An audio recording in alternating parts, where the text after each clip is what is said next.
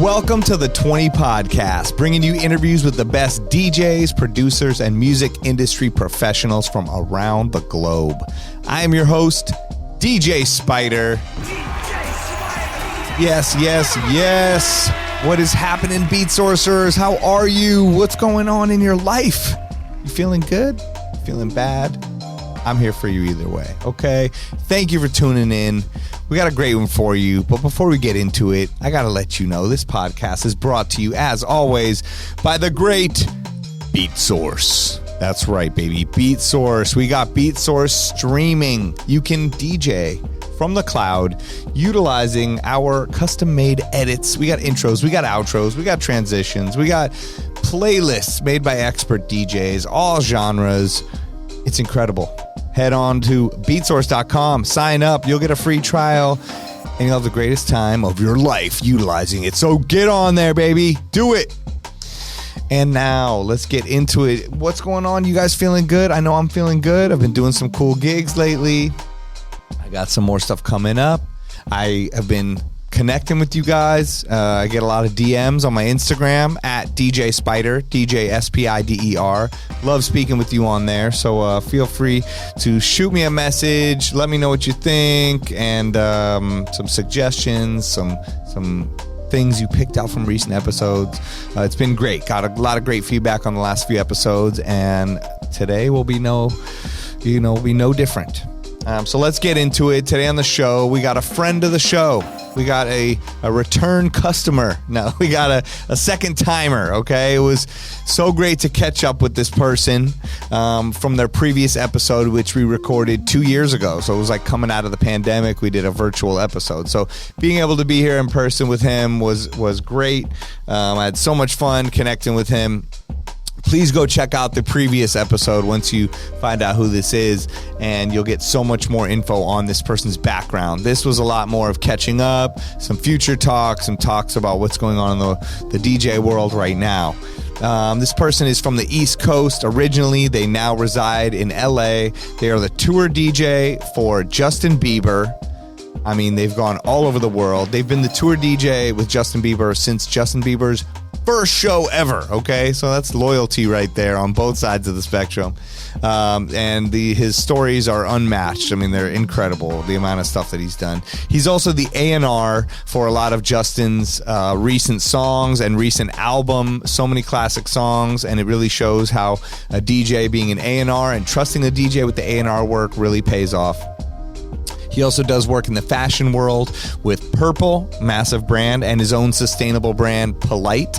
You'll learn more about that on this episode. He's a brand ambassador for Don Julio 1942. He's a resident in Las Vegas at Zouk, one of the top clubs, and so much more. At the end of the day, though, he's a great person, a dope DJ, and someone who is passionate about music and helping people. So it was an honor to have him on this show, and it was so much fun to talk to him and laugh and talk about all these crazy stories. I think you guys are going to love it. So please welcome to the show, DJ Tay James. All right, we are here in person, Beverly Hills, at the Beatsource office with the illustrious Tay James. Give it up, DJ Tay James, okay?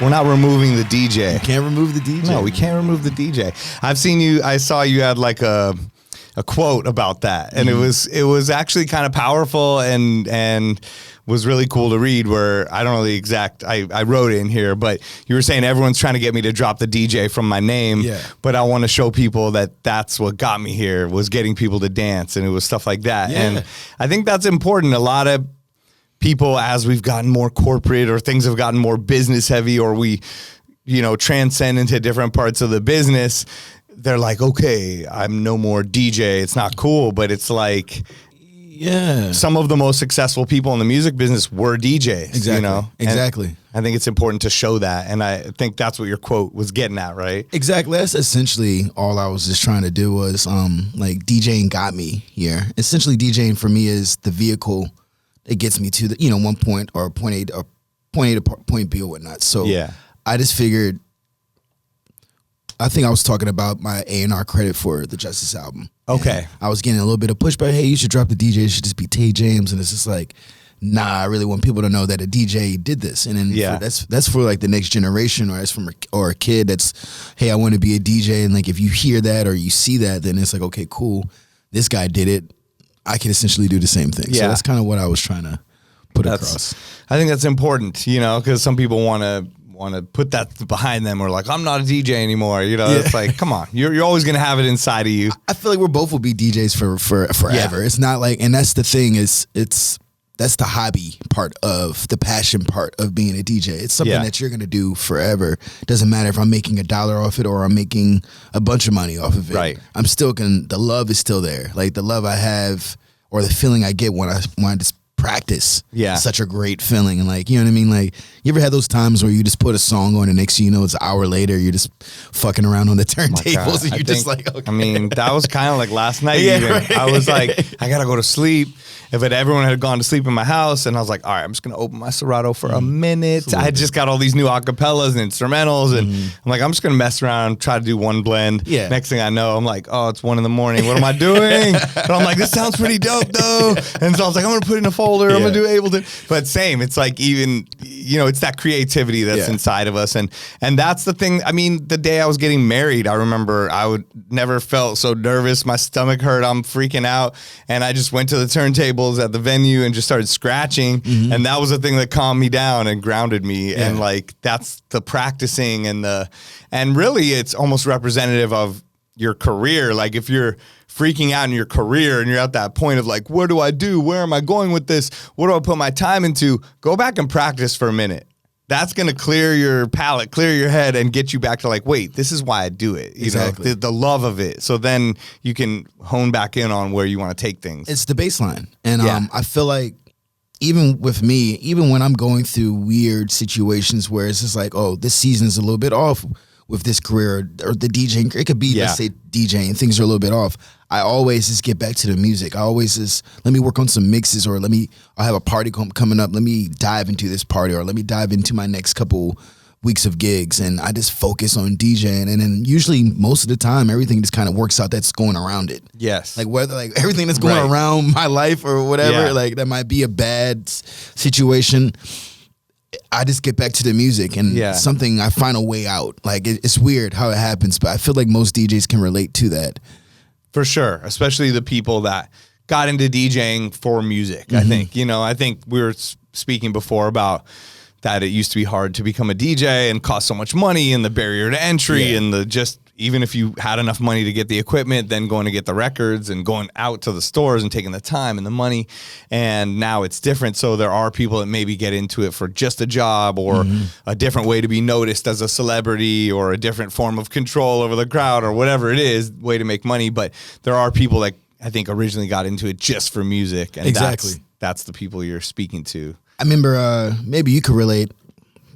It was always like, you always had the DJ. There was always a DJ that might have all the equipment, but didn't really know how to use the equipment. Right. Or the guy that had all the music, but didn't know how to use all the music that they had. Like, there was some people that this was missing something. And then you or I would come in like I know me growing up, like, how do you DJ 14, 15, 16? Like, where are you at? I'm not even 21 yet. So like, I had to persuade my parents, like, I'm shadowing these DJs. Let me just go hang out, and I would just be opening up for random DJs in Baltimore just so I can get the experience, do a party, just to say I'm doing a party. Yeah. And just learn. Like, that's kind of what I was doing until like I started sneaking into the clubs carrying equipment. Right. And that's all you could really pretty much do. Like, that was like, it's just like the showing up factor, like you said, like just to be there shadowing, just to be around, just to get the feeling of what works, what doesn't, you know, like how to carry yourself as a person professionally, what music works, what doesn't, you know, and the psychology behind it, you know, just how certain music affects human beings, you know. 100%. A lot of people really don't understand that there's a real psychology behind making people dance, or just changing one's emotion from being one thing to this, just through the universal language we call music. You see what I'm saying? And luckily, I was blessed to learn a lot of this stuff from, you know, really dope, very experienced DJs like Alizé. I love him to death. I always tell the story. He used to do a live broadcast in DC from 10 to 2 at the biggest club. It would be on the radio. And like, before I could get into the club, I would record these sets So I would listen to this on the way home from school or going to school. I would just listen to this man's set, and just to hear him interacting with whoever was hosting the party and what songs he was playing, and then you could hear the crowd reaction through the mic. You know that it was a great party. And then like I had the opportunity to start going with him. Right. And I was sneaking, carrying either some crates of records or whatever equipment I had to use just to get into the party. I stayed in the DJ booth and I would watch him from 10 to 2. And then I remember this like yesterday at 2 o'clock when the broadcast was done with the radio, he looked at me and he's like, "Oh, it's your turn. You can just give me the headphones. There's 7 crates of records here and just figure it out." So Wow. like now, like the first time I did it, I'm like, okay. So then as I start going more and more, as he's doing his set, I start just getting my records together out of his like that. I know that I want to play. Have those stats. Have a stay. You know what I mean? Like, he didn't play this, or he played this already, I'm gonna play it again. Yeah. And then that's kind of how you, like, you know what I mean? Like, I feel like most DJs just take what they learn from other people or their other influences and try to add it to their own style to create their own style. Like, I just, you know what I mean? I compare DJing a lot of times to like mixed martial arts, to like jujitsu and stuff like that. It's like a style that you have. Oh, that's a cool way to, you know what I mean? Like, cool analogy. And everyone has their own different styles. There's a bunch of different type of combat sports, right? But like, if you can mix it all together, you know what I mean? But there's people who are really good at this, who are really good at that, really good at this. But it's just like, we all try to just blend different things from different people. Yeah. Make our own situation. That's interesting. That's cool. It's actually true. And now like the celebrities are coming into the mix. They're like, Jake Paul's here. He's going to get beat up. And then he's beating people up. And they're like, wait, he actually knows what he's doing. Exactly. Yeah. And then they're like, other celebrities come and get knocked out. And they're like, see, you weren't made for this. It's the same. It's actually happening in their world, weirdly enough. It is, bro. And as we know, we were talking about it earlier, but it's in the DJ world, it's happening. There's so many different types of DJs now. There's so many versions of DJs, and it's just like, for me, I embrace it all. Like, you know what I mean? It's better than, you know, a computer doing everything for us and there's no DJ no more. I'd rather let everyone, if you're gonna take it serious, obviously. Yeah. I just want people to take it serious. Like, just don't come in and use it as a lick, for example, or use it as a way for you just to make some money.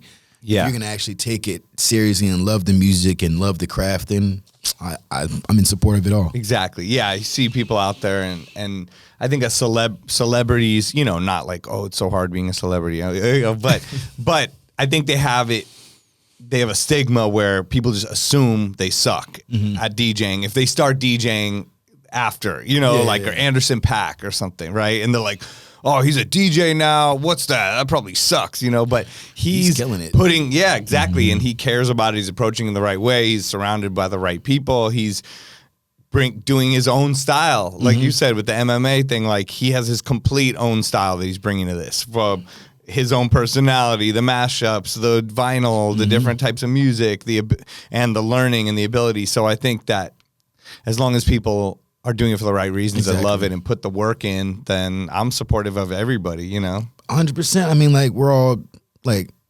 chefs. We're going to cook in whatever kitchen you put us in. So, and like, I don't really see it. It's so far-fetched to see him doing something like that. It actually makes sense, like, totally, with how he does music, too. So I agree. If you're going to bring something new to the DJ world that we haven't seen in a minute, well, then so be it. Like, I haven't seen a celebrity DJ come in and just do vinyl in a minute. No. Like, that's why I like that. Like, he's doing mashups of his own songs. Exactly. And crazy different stuff. Bringing the trumpet player, playing drums. He's a different identity. Like, I like it. Like, I support it. I support it all. It's making me want to get a wig collection for real. Like, I'm like, oh, damn, where'd he get that? Okay. Smooth. I need, or I'll sell wigs of my own hair. Maybe, just for Halloween. You know, for every Halloween, I'm a guy with hair. That's my costume. Literally. So I literally just find like a new wig that might be hilarious just to put on. So you're the original DJ Pee Wee Anderson .Paak. No, I'm trying to tell you. Guy with hair. So like the band, everyone in the band has either braids or dreads. I'm literally or Bieber, he has hair. Like, I'm literally the guy with no hair. Funny. So every time for Halloween, I make it a point to blend in with them. Like, hey, what's up? What we doing? And the rest of the band needs like a bald cap. They're gonna flip it on me one year. Oh man, that's amazing. Well, it was just your birthday, right? Well, a couple weeks ago? Or am I way back? Months, May. Okay, months. Okay, so forget that. It's okay. Not even happy. I'm not even gonna say happy birthday. I mean, I think when we were speaking, I was about to go on my trip, and I was just got done celebrating my birthday. When we Okay, talked about I think so that's what it was. It was one of those DJ birthdays where it gets extended out. You get our birthday's like a month. Yeah, we get a nice 1/12 of the year. Exactly. Come on now. Okay, well, I thought we were in here eating Dunkaroos, Cinnamon Toast Crunch, Cinnadust, people. You don't know. This is a childhood snack for me back in the day. Oh, my God. People don't know that in the Beatsource Beatport office, we've got some of the weirdest snacks in the whole world. We got Cinnadust and blue Takis, blue heat. I feel like if you ate all this, you would potentially die really fast. I want to say maybe we should hide some of those. I don't know if they're still FDA approved. No, I'm like, this is going to get banned. Like, what can be this color and you put in your body? Like, I'm not eating them. Blue heat. Like, I don't know. Why does heat have to be blue? Yeah, that's my question. Please. Okay. Someone out there said that it was like Breaking Bad, like meth in a bag. Okay. So it looks like it. All right. Walter White. So you were just in overseas, right? In Australia? Yeah. So a company that I partnered with, they're a touring company. So we helped put on a couple different tours and festivals during the year. Oh, so great. The one I went out there for was Afro Fest, or no, Promised Land. It was an Afro Beats Fest. Okay, dope. And I want to say Lauryn Hill, Tim's, Fireboy, who else was up there? DeVito. It was just like the top acts, and I think we had 50,000 people over a course of 2 days. Incredible. It was incredible. It was just nice to see like Amapiano and this Afrobeat shine in this part of the world, and it's like a huge thing that a lot of people support. It's great. It's to see something like that over there working so much that I know it's just going to start translating next in the world, because I feel like Afrobeats, Amapiano, that's like how it's going to start being like where reggaeton was the last couple of years. And then, honestly, I feel like after that, this low-key Indian music, that stuff is just going nuts right now, and you're starting to see more and more artists like that being inserted, especially at Coachella and stages like that. You're seeing more acts from that part of the world, in Asia coming over. So I see there's a nice world globe view of music happening, and it's that's amazing. It's supposed to be like that. It's so cool. Yeah, I love to see that. And I know you've always been very on top of the Afro beats and stuff, like even with the Bieber album that you were the A&R, like you had that influence going on then, and I feel like it really wasn't as mainstream as it is now. And then now with like the Rema song, Calm Down, and Mona Lisa, and songs that you can play in America and other countries and everybody knows it, and just how it's huge in London and other places. So I think you were, that's the advantage of having the A&R as a DJ thing. You'd been DJing and we'd been sharing this music and hearing it in 2018 and stuff, but you were able to incorporate it into, one of the biggest pop, music stars, that you work with and you've worked with since the beginning. So I think it's a good combination, because he was up on the genre as well. Right. I think the Essence remix kind of helped with a lot of these other remixes that came out, or songs that came out. I just feel like what we did was just able to, like you can see it worked with us. So since it worked with us, I feel like other people were going to try the same route. And I have A&R friends that told me, hey, we started doing the Peru remix because we saw Essence remix work. And for me as a DJ and as an A&R, it's just like, okay, cool. My ideas are starting to translate for everyone. So it's like, initially it's not for, something might not work right away, but I'm talking about 5 years from now. Like, music is forever. Right. So like something might not work initially within that first year, but it gives other people the idea to try it too. Yeah. That's all it is just pushing the culture forward. And Justin is he's really good with doing that. Like, he likes working with up and coming artists from all different genres. Yeah. You saw that with Despacito, like when he did that remix. So like, we've always just tried to put our finger on the pulse, and a lot of times we might be early, but sometimes we're right on point. Yeah. And that's why I saw with Essence. After you saw that, you just start seeing more and more, of Afrobeats collabs with pop artists coming out. And that was the whole purpose of us doing the music. Yeah. And I think, like you said, even if you are early, these songs can last and then even have resurgences. And then once the new stuff becomes popular, then you have songs to mix it with as a DJ. And you're like, oh, I'm going to take that song that was 5 years ago and it was dope, but I didn't really have anything to mix it with. Now we have all these other songs and stuff like that. And I think that's such an important point is the collaboration with the younger artists or the new sound. And if you look at the people that are very good at that, I mean, it's Justin Bieber, Drake. Drake's always been like, 100%. Okay, I'm gonna house music. I'm playing songs from his album a couple albums ago. Now that seemed to translate better or work better, or he had Black Coffee and people That's like that. That's one of my favorite Drake albums was that project. So good. And at the time, people were like, what is this? Or where are you going to play this? Okay, now I'm playing it every weekend and people are singing it, get that thing together. And they're going crazy and it mixes with the house and they can play it in Ibiza, and exactly. people are like, oh, actually, maybe he was onto something. It does work. And playing, working with Georgia Smith and like these more, not underground, but not as well-known mainstream artists, and from different areas and different genres. So I feel like a lot of people forget that, artists are people themselves. So they take influence from other people. They take influence from other genres and other music and other songs. And it's just like, if they have, if they have the power, not even power, if they can help put somebody else on or help give an opportunity to somebody, I feel like a lot of times they want to do that. And especially when your artist just as big as like a Bieber or a Drake or even like Abel, Weeknd, anybody that big, it low-key behooves them as an artist to help put somebody else on. Yeah. Because it's just going to make their music even much better. Yeah. It's just like, after a while, you have to experiment. You have to because you just don't want to do the same thing all the time, especially if you're a creative. Like you want your brain to work a little bit more. Yeah. And I'm sure you love music. I mean, those people we're naming, those are people that probably love music, love pushing the boundaries. And Michael Jackson didn't sound the same every album. Every album was different, had a different sound texture. Like he was experimenting with new sounds and he was working with new people. Like, yes, he had Quincy for sure. But then after you start working with, Teddy Riley, you start working with other people like, Jimmy Jam, you start working with other producers. And incorporating new instruments and synths and drum machines versus drummers and all types of stuff. You got to learn how to experiment. I feel like that's just part of everyone learning. Right. So what kind of stuff are you into now, or what kind of stuff are you working on? Can you talk about? I mean, as far as music-wise. Okay. So we're chilling right now. We're still working on music, but I don't think we're about to put anything out as far as the Justin side goes. I know we have stuff that we've been working on. We dropped a single with Diddy that was for his album.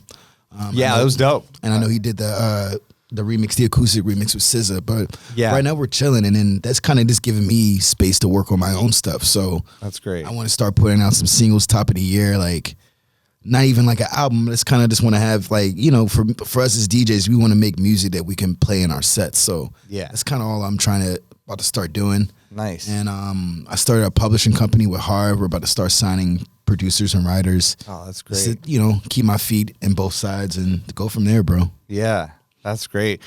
What kind of stuff would you want to be playing in your sets, or what kind of songs? We're open format. I want to be open. So I want my singles to be open format. So I want you might get a hip hop record that's high energy. I want a dance record. I want an Amapiano record. I just want everything that I can play. Yeah. So it makes sense. Like it doesn't make sense for me coming out with a slow jam. Like it's not gonna work nowhere. Right. You're like, where am I playing? Where am I playing this at? I know it's a great song, but it's like, no, I mean? You want to be able to walk in and then someone sees you and they go, oh, I'm gonna play your song. Exactly. That's kind of what I'm working towards. As DJs, we all want to support each other and love playing each other's edits and songs, and especially original, music. That would be incredible. So yeah, that's kind of what I've been doing this year, and just focusing on that. And nice, it's been cool. I like it. What and you're headed out to Asia, you were saying? Yeah, I'm gonna go back to Asia end of November, early December, and then finish out the new year at Tampa. Oh, okay. I'm doing a party with Marshmello. It's gonna be pretty dope. Oh, I saw you post about that. That looks crazy. In Tampa? Tampa. I like Tampa. Tampa's not bad. I mean, I know back in the day, Tampa was like, it's definitely a punchline city. Yeah, it was definitely so where they're starting to build it up, but there's some great DJs. I mean, DJ Koo is out there. Some good DJs out really there. good DJs, and I know he tries to push forward the scene out there with the Amapiano parties and different stuff. But yeah, I mean, I'm not hating on Tampa. I'm not mad at Tampa at all. Yeah, especially like you can go there than Miami. Like it's better than Orlando. I'll say you that much. Yeah. Yeah, I don't know much about Orlando. You see what I'm saying? It was the last time you've been to Orlando to go DJ anything. I don't know. I can't put my finger on it. I've never even been to Disney World. So really? No, I've been to Disney. I mean, we live by Disneyland, so I feel like so Disney World's cool. It's like I like it. I'm also not like a Disney adult, so like I'd only probably go with my kid, and then I'm at that level now. If it's like I'm only going if somebody wants to go. Yeah, like, there's certain people who just get those season pass and just go all the time. I'm like, I wasn't infatuated like that as a kid. No, I'm good. I'm like, yeah. All those people are in front of me in line when I'm with my kid. I'm like, come on, we should be able to skip you at this point. You're too old. No. Yeah, even the one here, I'll go like say my girl wants to go up there. Okay, then we'll go up there. But if not, there's no point. Yeah. Damn. So Asia. So wait, where are you going out there? You said you're gonna go to. We're still firming out a lot of the dates, but it looks like it's gonna be China. I'm doing 3 cities in China. I'm gonna go back to Tokyo, probably do Bali again, and then. Nice. Maybe pick up 1 or 2 more from there. Nice. Mm-hmm. So I love it. Yeah. It's just fun. Yeah, Asia's so cool. I haven't been for a minute, but I definitely want to go back. I was trying to set some stuff up in potentially Singapore and some other things, but I was trying to make it all work with the other. Yeah. So it's not just going out there for like 2 things. They got an Avenue. Fun. Yeah. I did Avenue last time. And they have Marquee, right? They're connected. It's like one big ass club. Okay. But like it's like, one side is obviously Avenue and then you have the Marquee, but Marquee has a big like Ferris wheel in the club. It blew my mind when I went there. It's like it's almost like it's like you want to DJ there, but at the same time, I kind of don't. Like I kind of just want to watch someone else DJ and just enjoy myself. Right. And then because I feel like I'll get lost. Oh my God. So you were there at the club? Yeah. Because I had a DJ. What's it like? I DJ'd Avenue, and then after I got done my set, I just went over and saw. And so is Avenue more hip hop and Marquee's more Avenue's dance, open format? They wanted me to play hip hop that people knew, right? Like, you know what I mean, like your 50 Cent, your like Ludacris, like stuff like that. Okay. And you can get away with some of the newer stuff, but like it's pretty much like commercial hip hop. Yeah. And then you leave and then go right next door, and it's like a whole nother experience, bro. And then that Ferris wheel's going. People are taking pictures up there. It's like a whole world in there. It's pretty dope, crazy. Bro. What's Singapore like? Like clean, very clean. That's what I've heard. What's it called? Being like one of the only black people out there was pretty funny. Somebody came up to me and asked me, just staring at you. Yeah, I mean, if I was DK Metcalf, I'm like, you mean he's 6'5", 6'5", like 6'5", 280. Like this guy is a monster. Like I met him this summer. Right, I have a picture. He took a picture with me and my son. Yeah, and he's huge. Yeah, right. So Kid came to me. He's like, "Yo, my God!" I told my son, I was like, "Look," I was like, "He's almost as big as me," and my son's just laughing, like, "Come on, Dad!" Like, he's huge. So imagine I'm minding my business at the pool. Hey, are you DK Metcalf?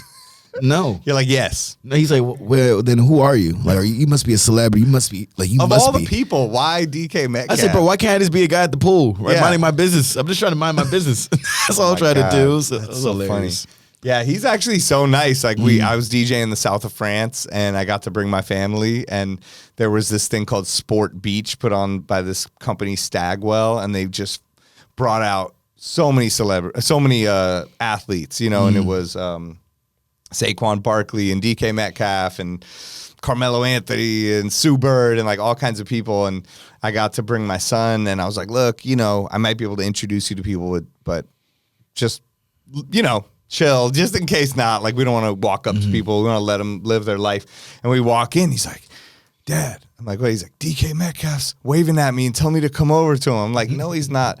And I look over and literally DK Metcalf, the real one. He's like, not you. He's like, come over here. And I'm like, oh, what the hell? He really is. So we came over and he was like, what's up, bro? Why are you out here? I think because there was no kids. He was the only kid. And so he was so cool to him. Like, they ended up playing basketball together and like, got all these pictures and really cool. It's actually really cool. Yeah, it was great. Yeah, his trainer, I guess his cousin, he lives in Vegas, and so I was just talking to him this weekend. So it was like cool meetup. And next you know, it's a connection built. Exactly. And that's how DJing works. Yeah. That's 101. That's how you do it, y'all. Yeah, boom, there you go. That's how you do it. Yeah, my son hooked it up. But yeah, and his agent was there, and his agent knew RJ Melman from, Chicago. And yeah, it's just I just saw RJ. He came to the party. Oh, he did? Yeah, he came by the party. No way. Yeah, on Saturday? Yeah, him and Fred pulled up. God. I was going to come, but... it was insane, bro. Insane. They stopped letting people upstairs. What time was it over? Bro, usually it's supposed to be over at like 6. We went till like 7:30. Okay. Well, I wouldn't have made it till like then anyway, so then I'm happy that I didn't go. Cool. But So it's gonna be another one soon. I'm doing I one. had it. I was like ready to go. It's just like my kid, I keep talking about him, but he plays soccer and these, I don't know who sets up these insane games, but it's like, it's not even a tournament. It's just a game. And they go, you have a game in Chula Vista, which is like on the border of like California and Mexico. Yeah. Like it's like right by Tijuana, below San Diego. And so we got to be there at 9 in the morning. I got to leave at 6 in the morning to get to this spot. He plays a 1-hour game. And then, so it's basically 7-hour driving. So we got home at like 5. And then I was like, all right, I'm going to try to go to this party. By the time I changed, it was like 6. And I'm like, this thing's going to be over. By the time you even pull up, it's all So good. I put sweatpants on and didn't go. So, No worries. but I checked your Instagram. I was like, oh, it looks fun. It was good. Good times, bro. So what we're speaking of, for everybody that doesn't know, is he has a party that he started called Day Hang. Yeah. That this last weekend was in Los Angeles in West Hollywood at this place called Harriet's, which is like a rooftop nightclub, part of the H-Wood group. On Sunset. We started doing it at all the hair. It started in LA, and we had such a good response that let's try it in Toronto. Let's try it in Nashville. Okay. So it started becoming like kind of like because there's a Harriet's Nashville. Yeah. Oh, so I saw. That's what I was going to ask you about, because I was going to say, so it's an LA party, but then I've seen you're traveling, having it travel around. I saw Toronto, Nashville, and I was wondering what the connection was. Well, I mean, it's like what we were talking about earlier is just like, always just getting back to the music or getting back to the baseline, which is us is throwing a party. Yeah. Let's go back to step one. Right. And for me, it was just like, if I can just throw my own events, like I don't really see myself at this stage in my life, like trying to compete with a bunch of other DJs at a bunch of other clubs and, I need a set here. And next thing you know, it's you hitting up, your agent or hitting up club owners or bookers, hey, what's your schedule like this month? And it's just like, I feel like Yes. I'm past that stage in my life. And Right. if I can try my best to control as much as I can, then okay, cool, let's do Yeah. it. So I try to just, if I'm going to be working with H-Wood a lot, let me try to create my own event or my own party.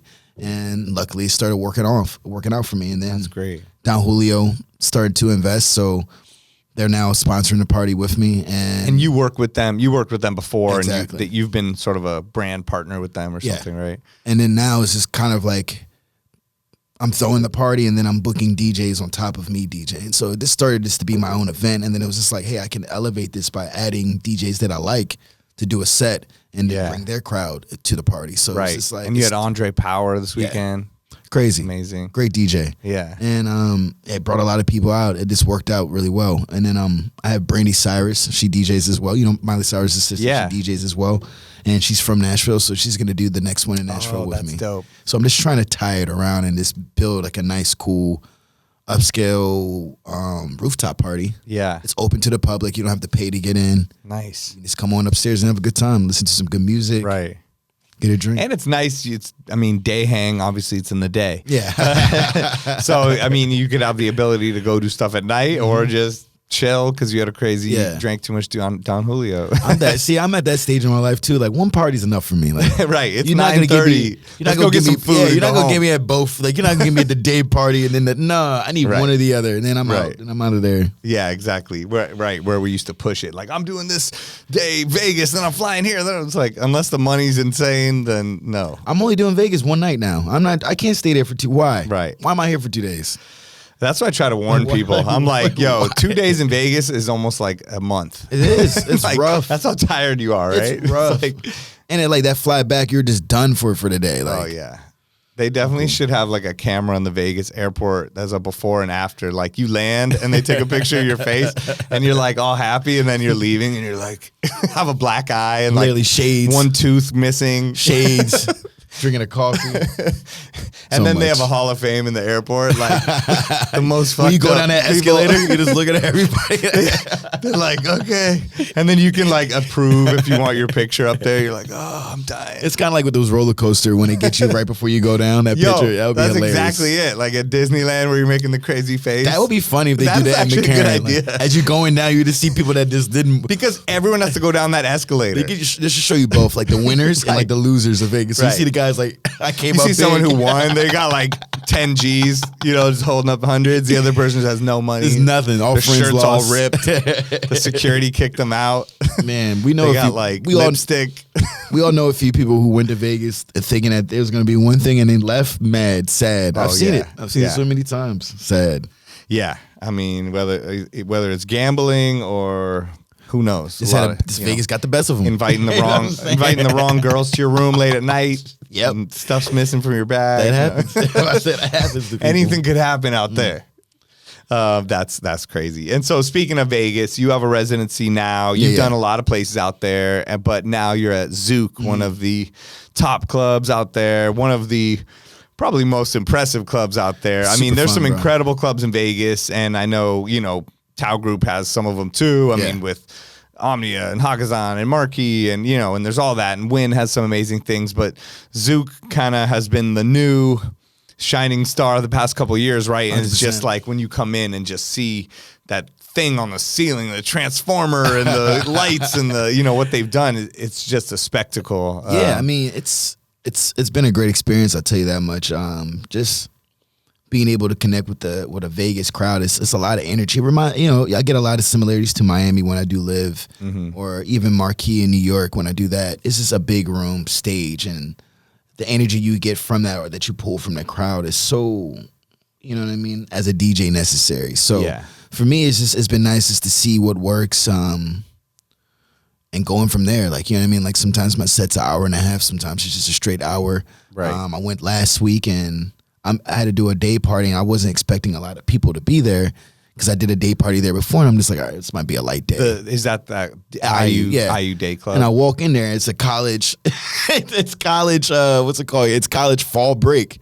Jam-packed in there. I'm just like, wow. Okay, I got a DJ today. That's the hard part sometimes of those Vegas pool parties. You're like coming in, you're like, sometimes I'll over-prepare, and then there's like only tables and no people on the dance floor, or sometimes you'll not under-prepare, but like not anticipate such craziness. We might go to one of the crates that we did before go down this list, right? But this time, it's like one of those things, it's one of those moments where it's just like in the middle of my mix, I'm just like, I should have over prepared for this, but it's like now I got to really just DJ now, like, cause it's like, cause you know how it is too. You got mad people just staring at you, like, do something. All right, God, relax. Yeah, like, what are you gonna do? I know that's the hard part with the searching. We were talking about sticks and computers and all that, and same. Like I've been doing this party, Electric Feels, and it's almost like you're the band. Like it's all indie dance and indie rock kind of music, and it'll be at like places like House of Blues or something, and they'll sell out, full sold out tickets, and the people coming are more like people that watch bands. So I think that's the culture of it. They're not coming in like to dance. They want to be told what to do, and they're watching you. So the more you're like staring at your computer, it's like they're like, what is this guy doing? Yeah, it's like you got to be ready, and then be like showing them what's happening, and exactly same kind of thing where they're staring at you. And in Vegas too, that's become the culture, because they want to see like, oh, Steve Aoki's throwing a cake or Lil Jon's doing this. So they do it to all the DJs now. So you have to give them that show. But how many DJs can do this and this be the thing? And I don't know. This right here, or thank God Ruckus came up with the sideways. When I tell you, that's CDJ. probably one of the best. Probably one of the best. He is all right. Ruckus for sure is, for me at least, probably the best performer DJ that I've seen. Like the guy that makes it into a show. Like how he came up with making a CD player into a guitar is probably like I've never seen that before. And it's like you're not gonna see it after him. Yeah. Because he made it his thing. And it's just like I was just with him at his set in Vegas, and how he's able to control that and time it with his intro and CO2 and the lights. He jump off the stage and everything is like, it's like a big boom. It's like, bro, this guy. This guy. It's like, all right, man, you got it, man. Right. You got it, yo. Like, you figured it out. That big crystal around your neck is, that's my dog, it's giving bro. you the power. I love Ruckus. No, me too. Always. I mean, I remember hearing Ruckus, I don't know if it was this long ago, maybe 14, 15 years ago. I mean, up at Sundance Film Festival and just being like, who is this guy? Like, he's so dope. I used to stalk him. I had to. Like this, he helped me get on with my agency now with DGI. He you know what I mean? He helped introduce me. I was holding down Playhouse back when Playhouse was such a big club and marquee club out here in LA. I was doing that every once a month. I was doing supper club. I was doing all the top spots. And I remember Igor. You know Igor? Of course. I remember he was just like, yo, you need an agent.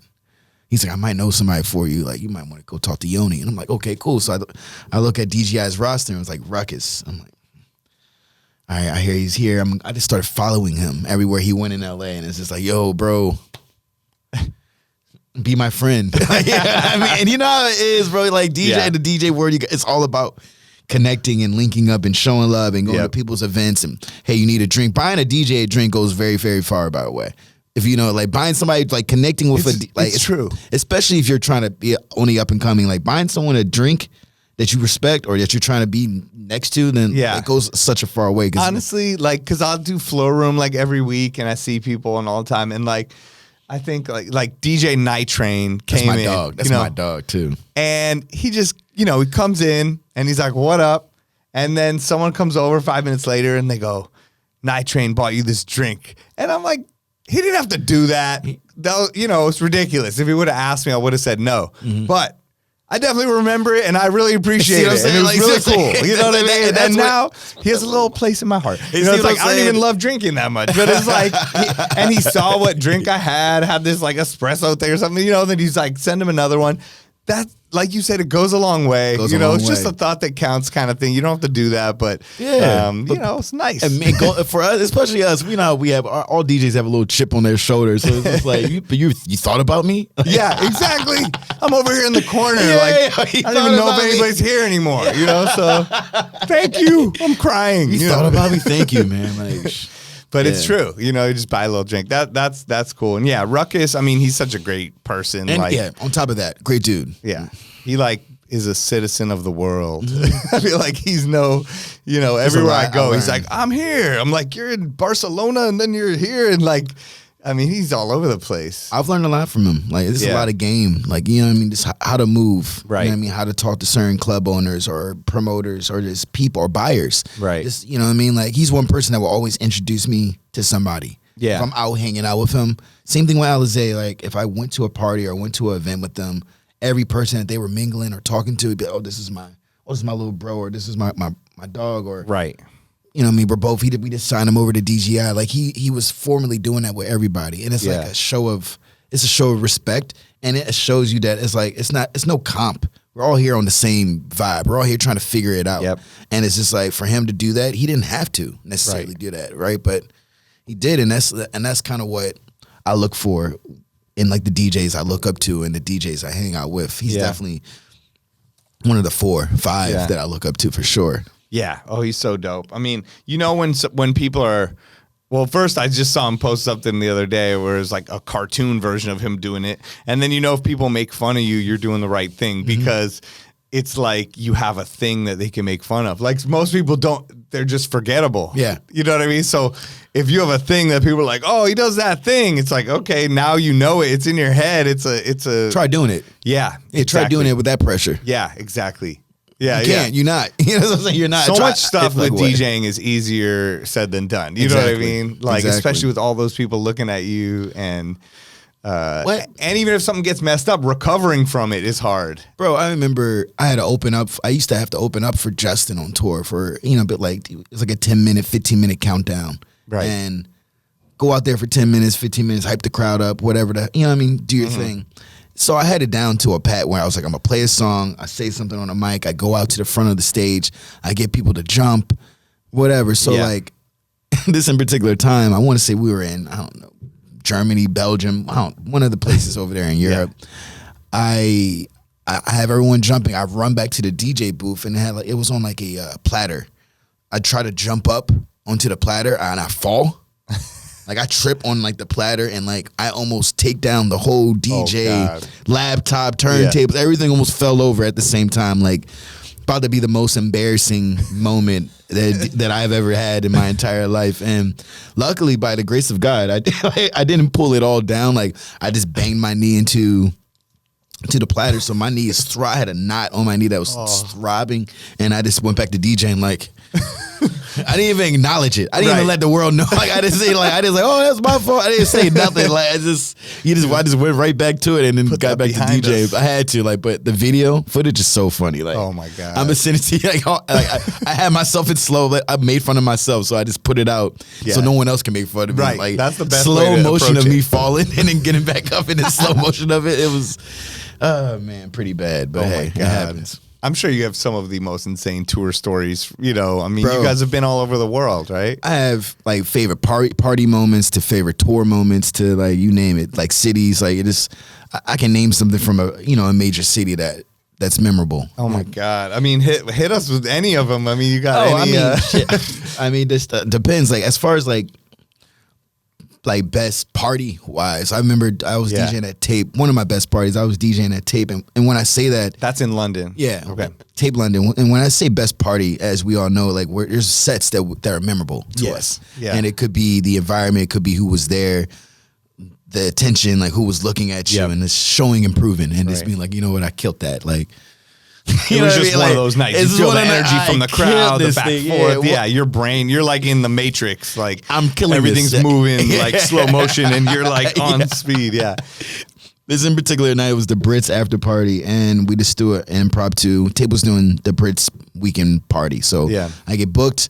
I'm DJing. Justin pulls up. It's him, our band, and we have like how the DJ booth was set up. We were on stage, and it was two sides where him and our crew were behind me, and the crowd was in front of me, essentially. Right. So DJing, killing it, and then we get word that Rihanna might come through, and we're just like, okay, Rihanna's about to be here. So the next you know, you see Rihanna walk into Tape, and she's like in a full, like it's like she just got off stage. Like it looked like a peacock walking to a when I tell you the room just split. Oh my God. Like it looked like the Red Sea. Like it's like the room just split in half, and she just walked on like just walked through the middle, got up on stage, and it's like now I have Bieber behind me and I have Rihanna behind me, and it's just like her crew, our crew, and the party. Oh my God! And every phone in front of you. Exactly. then it became Tay DJ. Like now it's like my mix can't be messed up. Oh yeah. Everything gotta be flawless victory. I can't. Flawless victory. Everything has to be like right now. Everything has to be finish him. Like honestly, and this is pressure, and you got people staring at you like this. So it's that's the ultimate staring at you. So I remember Bieber comes up to me. He was just like, "Yo, I think Rihanna asked if you could play some can you play a reggae record?" I'm like, "Oh, easy, I got you." Yeah. So just being a DJ, I drop Diamond a cappella. Amazing. Yeah. It's straight off top. Diamond, and I put Bam Bam Rhythm. Oh wow. Right behind it, right when it on the hook. Crazy. And when I tell you it's just like it was the moment of where I was just like you know what I mean? Everyone was just like, "Oh my God." You know what I mean? One of those moments. Oh, that's the best. That was the best. Like moments like that are just like full circle DJ moments for me. Which like when things just come all the way around, like this is the reason why I started doing this, for this feeling, for people like this, or just for everyone to be like, "Oh yeah, you're the man." Like, right.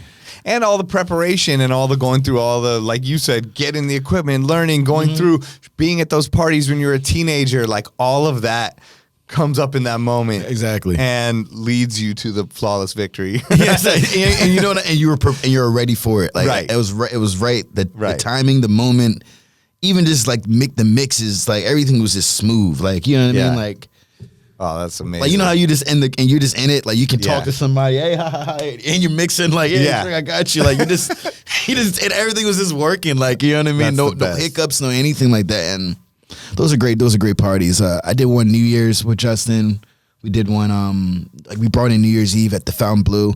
And instead of it being like a full band and like a whole production, it was just me and him on stage. Oh, that's which made so it cool. really like how me and him first started together. Like it was just me and him on stage when he first started. So right. Because I mean, you've been working with him since he was 14, yeah. 14. His first show ever. So for that to come back around full circle and then to be New Year's and like a whole like Miami, the countdown. Oh my God. And like, hey, can you DJ an hour before you guys show? I'm like, all right, let's do it. Yeah. So I'm DJing.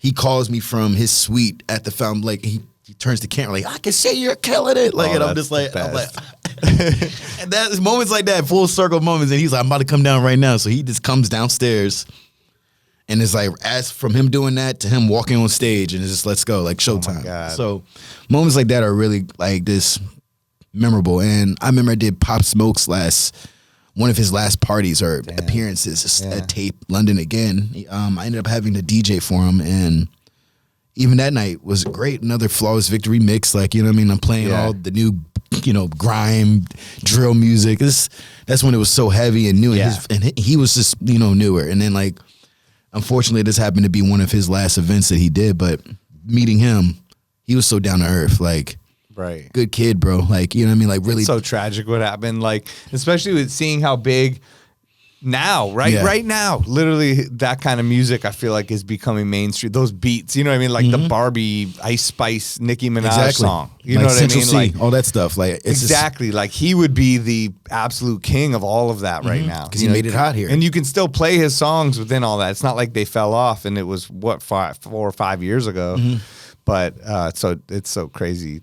But that was a great party too. Yeah. Oh my God, I can't imagine. Especially in London, like that sound probably translates so well because they love drum and bass and hip hop and, you know, I mean the whatever grime and all that stuff. It was such a wild party. We did one for Super Bowl in LA. Like we had another private party again. I walk in, it's, you know, Drake and his crew, Bieber, his crew. I see Leonardo DiCaprio there. I see what's my man Toby Maguire. Maguire, he's there. Like, so the whole cast of Euphoria, and it's just like, all right, hey DJ. I'm like, all right, let's go ahead and plug in my stuff. Like, let's just start the party, see what happens. And at this in particular night, all of LA shutting down because everything shuts down at 2. Our party was the only one going because it was private. So then you have the bum rush of all these celebrities trying to get in, and then they couldn't get in. Oh God! And you just sitting, and it just became like, you know what I mean? It became one of those memorable parties too, and this, you know, mix after mix, this remixes, this new edits, or just trying things live on the spot, which is what I was doing. New music that's not even out yet. Right. You can do that at these private events. Yeah. Like I can play some stuff that you guys have never heard before because it's made for this. You know what I mean? Right. And that's what you do it for. And it's a music crowd, you know, and as long as you're making the important people happy, you know, everyone around them will be happy no matter what. Yeah, and you doing the same thing. Hey, you want a drink? Okay, well, let's play this. Yeah, I got you. You know what I mean? You do it, and it's the party. And like, oh, man. That's what we do it for, man. Yeah. Honestly, that's literally what we do it for. Yeah, that's true. I mean, what's even your first song at a thing like that? You're coming on. Bro. So, honestly, when I first got there, it still wasn't a lot of people there. Okay. So imagine just walking and you can see people just trying to set up to get their space. Yeah. So it's just like, okay, cool, I got time to this, whatever. Right. Like, that's nice. You could try out a couple new edits or whatever. Yeah, I'm gonna play this first and just go from there. Like for me, I just play one song. It could be Biggie, like Juicy. Let's just start there and just go to wherever the world takes me. Like, and that's kind of like how I like doing intimate parties. We were talking about why I want Serato for these type of situations, or I want a program like that because I want to be able to search for things that I know I might not play regularly, or I might have an acapella that, you know what I mean, I don't, you know, say you don't have everything on your stick. Right. I want to be able to search for everything right then and there. Or if I need to download it real quick, or you need to send me an airdrop, I can just get it right now and then we can play it. So and that night, hell yeah, I wanted that. You want a computer. I needed a computer for that one. Yeah. Because it was like I was playing so much new stuff and then people were sending me things. Like right then and there. So it's just like I need that for this situation. I know. It's like we keep getting in the sticks, you know, computer debates with different DJs, and it's just like anything else, a time and a place, I think, to utilize it. Obviously, some people only use a stick and some people only use a computer, but I think for our type of DJing and the situations we're in, I mean, same kind of thing. It's like I'm in a club. Especially like, you, bro. Like, if I say you know, because you be doing the same type of events I do as well. Like, so they're like, LeBron's here. He wants this song. It's his favorite song by Jay-Z. And you're like, okay, and then like I don't have the entire American Gangster album in my computer imported, you know what I mean? So I was like, boom, I gotta get it, okay. And then they're like, okay, and then as a DJ or as a whatever music person, artist, like you want to go in that direction and then keep it with that vibe, and it's not as easy on the stick, I don't think, you know. And then with stems and stuff now too. And think about how you gonna tell somebody that's like the celebrity at the party or someone or like a big spender, hey, I don't have your song, and like we already don't like requests anyway. So, but like I understand the right requests. Like I'm not stupid now. Like if LeBron's telling me to play something, I'm gonna try to make sure LeBron got this song for. This might lead to another thing, right? Exactly. This might lead to a whole other like situation. Saweetie was in there a couple weeks ago, and they were like, and you know her person comes up like, can you play some of her music? So Yeah. I'm like, here we go. And then I was like, oh, there's a few things I got to get. There's a couple edits I got, DJ City, boom, middle of the club, and then I can put it into my computer and do it. And she had that one shot song where she samples Tom's Diner. And then I just got this like edit of Paul Mon did a Tom's Diner, like I'm a piano kind of thing. Fire. And I was like, you know what? I'm going to just do something. I don't know if they're going to notice, but it was fun. I did this crazy mix and I put that and I was scratching her thing over it like, we gonna turn up at the party. And I'll keep echoing it, and then brought it in. All her friends were like, meanwhile, I take notes. I was like, I went home later. I'm like, I need to make a little edit out of this. But it was dope. Like I had fun. And then that's where you get creative and you utilize your DJ skills, your artistic, sensibilities, your just want to have fun and connect with people, but then also make the club happy, make the top client happy, Exactly. and you're really filling all these buckets up at the same time in a way. I feel like those are the rooms where you can get, because those type of creativity things that we do, I feel like in intimate rooms, it translates better. Because it's like, at a big ass club, a lot of times some of these, some edits that we might think it's crazy might not translate to the people in the back of the room. Right. They might get it right here in front or in the VIP area, but like, in the back of that part, they want to hear what the shit they know, right? So I feel you. Those like, man, those moments where you can just be so creative on the fly and just do something different, or like, hey, like. Those are also moments when we do this. No, it's true. And in the small rooms, they kind of know who's there. Everyone knows who's there. Exactly. So, like, you'll see, okay, Leonardo DiCaprio, like you said, he's in the back. Everybody's trying to, like, get back there. The girls, the weird guys that for some reason want to, anybody. I mean, talk about it. But all these dudes with, like, a sweater tied around his neck, like, trying to take a selfie with him. I'm like, dog, just... There's enough girls trying to go up to him. You really think you're getting up there? No one's trying to take a selfie in the club unless you came with the person. Okay, nobody. Especially in those kind of places. Like, there's a reason why his hat is like completely down to his nose and curved around. Like, he doesn't want to be in the picture with you or anyone. So, at all. But yeah, that kind of thing. And then but let's say, people can all see, Saweetie's there partying, so the whole club will sort of feel that vibe, or when you're doing these premiere parties for like HBO or something, they can see, the actors are all dancing. So we're all going to dance. But at a big club, no one knows what the hell's going on, and they're like, this sucks. No one's dancing. It's like, okay, in your little area, but there's like 4,000 people here. Exactly. And for me, even when I DJ big rooms, or you ever DJ like a bigger room and like your DJ booth is kind of off, so you can't really see the whole crowd, like, but you have to be responsible for the whole crowd. Yes. Like, I've always just tried to like look at a pocket of people, and if the pocket of people right here are dancing, or if this, then I'm okay. Yes. Once these people stop, and then I know there's 4,000 other people not dancing. Even right in a now. small spot, I'm like, if I find one table that's like partying, having a good time, I'm like, you guys are my baseline. You guys are what I'm doing.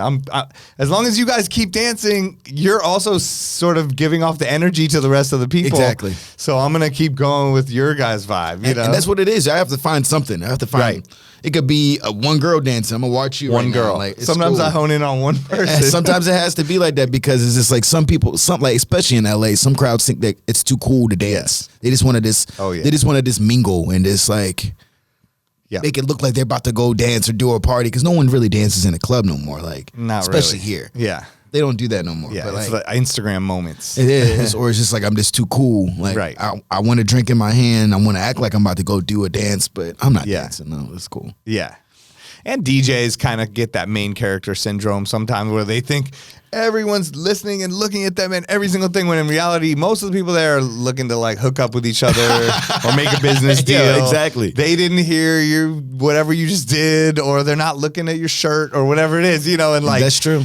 That's true. We're so in ourselves so much that it's like, oh my God, everything's the biggest deal. It's like, probably the only person that's paying as much attention to you is another DJ there. Maybe, probably not even. They're trying to get a gig there or something. And I feel like you and me are very similar in the regard where it's just like, we just want to do our thing. Like, you got me to DJ, just let me do my thing. I'm over here. I'm not trying to bring attention to myself.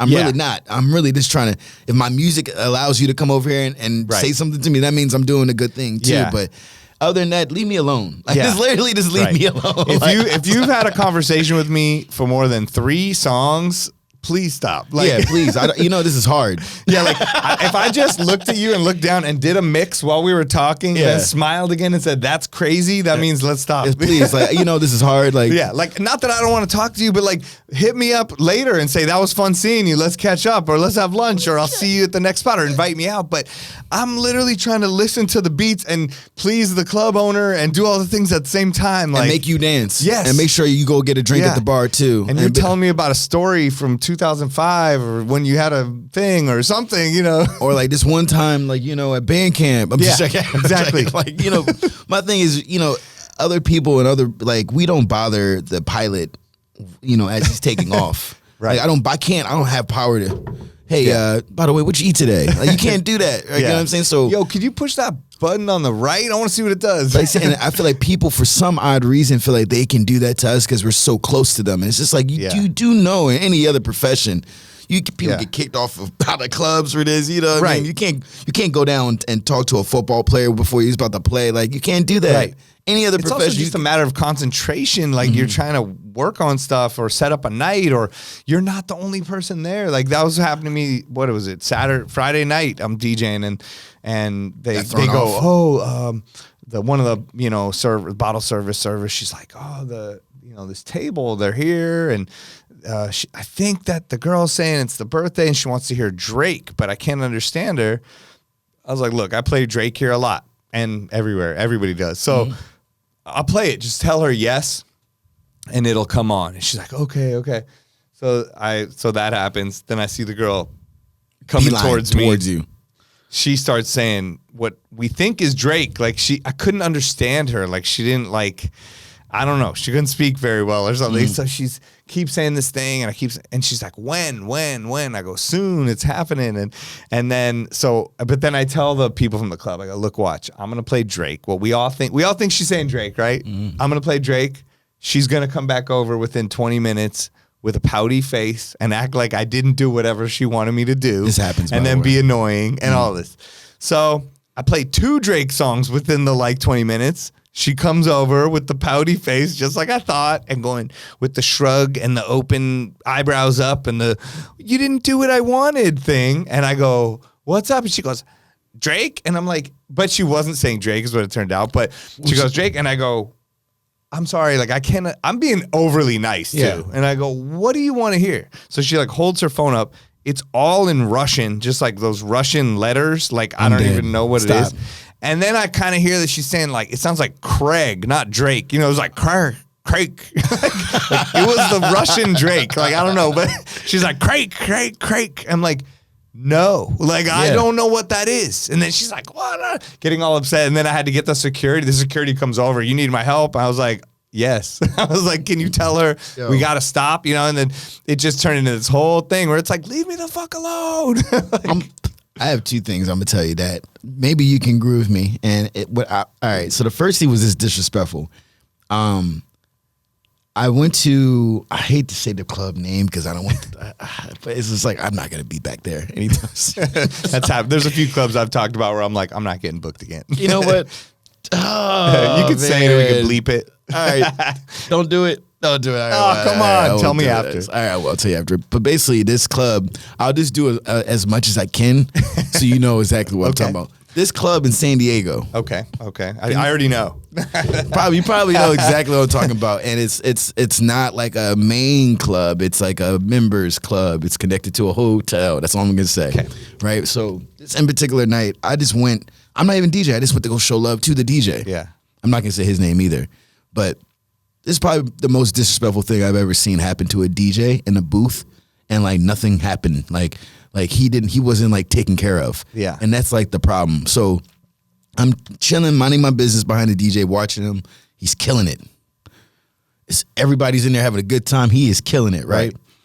I guess there's a big table spender to the left of him. Okay. And spending a lot of money, or they must be a big spender in town. Right. Whatever. One of the guys table, whoever's table is, one of his guests comes to the DJ booth and tries to grab the mic to say something, some drunk shit, obviously. Yeah. And he's just like, no, leave the mic alone. No, you can't talk. No, you can't talk on the mic. No, bro. Right. Just because you're a big spender doesn't mean you have the right to make decisions why to would me. that be a good idea? You know what I mean? Like, to me, right, as the DJ. He says no. So he takes the mic back from the guy. He puts the mic back down. This guy, the guest, takes his drink and throws it at the DJ. Whole drink, glass, all of that at him while he's DJing. Oh my God. Do you understand? Do you understand? I'm watching this happen. The piece of glass. That's like death. Hit other people. Can you imagine? Do you not? No.